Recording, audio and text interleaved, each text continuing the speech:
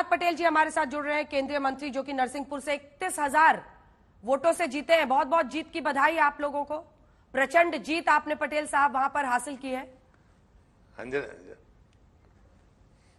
अंजना जी आपको धन्यवाद।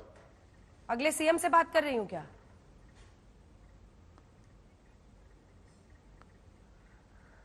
शुरुआत ऐसी मत करिए, शुरुआत अच्छे से कि अभी हम खुश हैं सब कि लगातार हम जिस प्रकार से विजय हमने हासिल की है। हाँ। और इस पूरे चुनाव अभियान में जो मैं कह रहा था कि 2003-2023 में दोहराएगा, और दूसरी बात मैंने कही थी कि पांचों राज्यों में भारतीय जनता पार्टी का जो पिछला परफॉर्मेंस है उससे हम ऊपर जाएंगे, और वो सही साबित हुआ है।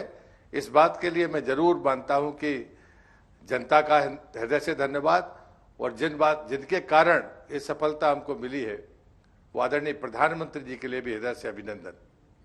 प्रधानमंत्री मोदी ने इन तीनों राज्यों में साफ कह दिया था कि कमल ही उम्मीदवार है, कोई सीएम कैंडिडेट नहीं था, लेकिन सीएम तो चुनना ही पड़ेगा। पीएम मोदी के नाम पर जीत जरूर मिलती है, और विपक्ष कहता है, आज अधीर रंजन चौधरी ने कहा, ये बीजेपी की नहीं नरेंद्र मोदी की जीत है। इस पर आपका रिएक्शन? मुझे लगता है कि ये इंडिया गठबंधन के जो लोग हैं उसमें ममता जी का बयान भी जरूर आप इसको कोट करिए कि उन्होंने कहा कि ये तो जनता की हार नहीं है, कांग्रेस की हार है। ये इंडिया गठबंधन है, जो सुन रहे होंगे वो भी ध्यान से सुनेंगे। रहा सवाल अधीर रंजन जी ने शायद ममता जी का बयान नहीं सुना। यहाँ पर मोदी और भारतीय जनता पार्टी एक विचार जो सिक्का है हमारा, उसके दोनों पहलू हैं, इसको अलग करके नहीं देख सकते। अधीर रंजन जी इस बात को जानते हैं, लेकिन उसके बावजूद भी नकारात्मकता की राजनीति इतनी ज्यादा हो गई है कि मुझे लगता है कि कहने के पहले विचार भी नहीं करते कि वो क्या क्या रहे। एक सवाल जल्दी से सीएम पद को लेकर। देखिए, आपने कहा कि शुरुआत तो अच्छी कीजिए इंटरव्यू की, लेकिन अभी तो जनता अब यही जान रही है। जैसे हम लोग सीएम प्रोबेबल्स का चेहरा बताते हैं और भी व्यूअरशिप बढ़ जाता है, तो प्रहलाद जी सब जानना चाहते हैं कि किस चेहरे पर मुहर लगेगी। क्या मोदी जी ही डिसाइड कर रहे हैं? कौन डिसाइड कर रहा है और कब तक पता चलेगा? क्या कुछ तो जानकारी दीजिए। नहीं, पार्टी ही डिसाइड करती है, और मुझे लगता है कि मोदी हमारे सर्वोच्च नेता है, और वो संसदीय दल में जब बैठते हैं और प्रदेश हमारे जो राष्ट्रीय अध्यक्ष है, तो पार्लियामेंट्री पार्टी इस बात को मोहर लगाएगी।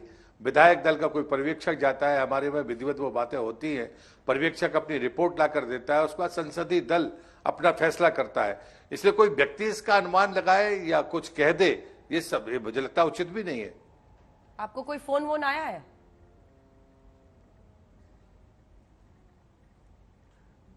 ये फोन आएगा तो मैं आपको जरूर बताऊंगा।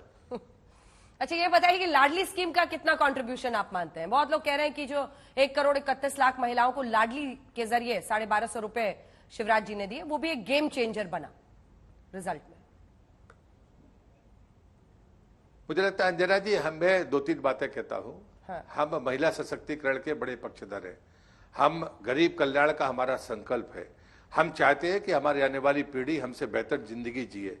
और जो चौथी बात है वो है कि किसान जो भारतीय अर्थव्यवस्था की रीढ़ की हड्डी है, उसे सम्मान भी मिले और उसकी उपज की उसको कीमत मिले।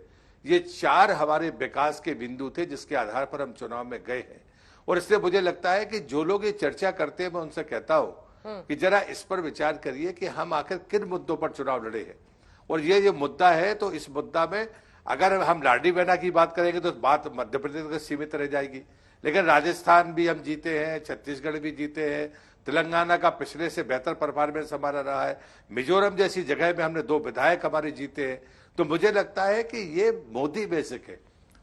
हमने जो महिला सशक्तिकरण के लिए काम किया, तो मैं जब केंद्र सरकार की बात करता हूं तो मेरी पहली सीढ़ी में शौचालय मानता हूं, दूसरी सीढ़ी उज्ज्वला मानता हूं, तीसरी में प्रधानमंत्री आवास मानता हूं, चौथा में जल जीवन मिशन मानता हूं, और 5वां महिला आरक्षण मानता हूं। और मध्य प्रदेश में बच्ची पैदा होती है और लाडली बहना तक जाती है, वो कितनी उच्च शिक्षा में जाए, सरकार उसके साथ खड़ी है। तो महिला सशक्तिकरण का एक पक्ष है भारत सरकार और दूसरा पक्ष है मध्य प्रदेश की सरकार। तो इसलिए मुझे लगता है कि इन चीजों को हम जब एक साथ मिला हुआ देखते हैं तो ये पूरे देश को प्रभावित करती है। और इसलिए मैं मानता हूं कि महिला सशक्तिकरण एक प्रभावी कदम है, जो भी और भी आगे जाएगा। क्योंकि हम ये कतई मानने के लिए तैयार नहीं है कि महिलाओं की बराबरी से काम चलेगा।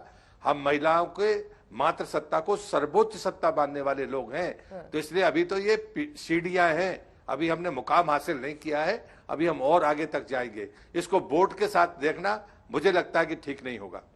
प्रहलाद पटेल जी, केंद्रीय मंत्री, आप आज तक पर हमारे साथ जुड़े। मुझे पता है एक एक घंटा बहुत भारी आपका बीत रहा होगा, कयामत की रात भी बीत रही होगी जब तक सीएम पद का ऐलान नहीं होता है, लेकिन फोन आता है तो जरूर बताइएगा। बहुत धन्यवाद आपका आज तक पर हमारे साथ जुड़ने के लिए।